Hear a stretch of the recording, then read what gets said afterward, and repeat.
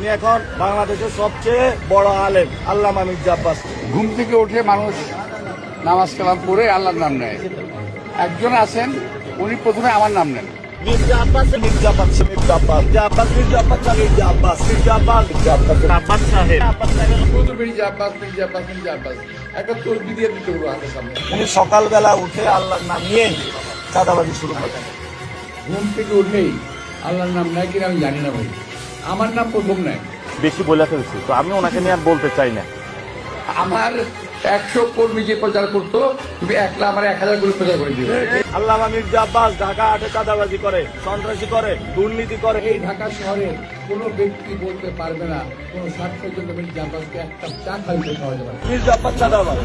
আমি কিন্তু ফেরেশতা, আমি আগে বলি ফেরেশতা। 2 টাকার কমিশনার ছিলেন আপনি। ও আমার ছেলে কেউ ছোট বয়সে, আমি ওদের কাজ করবো বলে কি দুষ্ট বেশি ধরে নিচ্ছি আমি। শোনেন, বয়সে ছোট হতে পারি, কিন্তু অভিজ্ঞতার ঘাটতি আপনার চেয়ে বেশি আছে। বাবা তোমাদের বয়স এখনো হয়নি এরকম।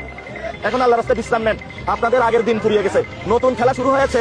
কারণ এখানে শুধু মির্জা আব্বাসে পুরো ঢাকায় একা একা শুয়ে থাকবে, সব জায়গায় অন্য কেউ আর থাকতে পারবে না।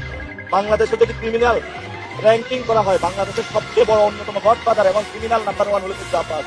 ছেলেটা আমাকে একটু এমন জায়গায় আঘাত করছে যাতে আমি রিয়েক্ট করি।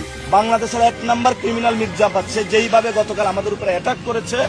হাতটা ভাঙে, এটা আমি সোশ্যাল মিডিয়ায় প্রথম দেখলাম, দেখলামও। দাউদ ইব্রাহিম তোমার গডফাদার এবং ক্রিমিনাল আমাকে উত্তেজিত করার চেষ্টা করতেছে, কিন্তু ওরা বোঝে নাই যে ওদের মতো বহু ইলেকশন পার করে আমি আসছি। আব্বাস ভাইয়ের আজকে বিবাহ বার্ষিকী, ভাইয়ের উত্তর সফলতা কামনা করি। ছাগল পাগল কত কথা বলে, সবটা শোনা যাবে না।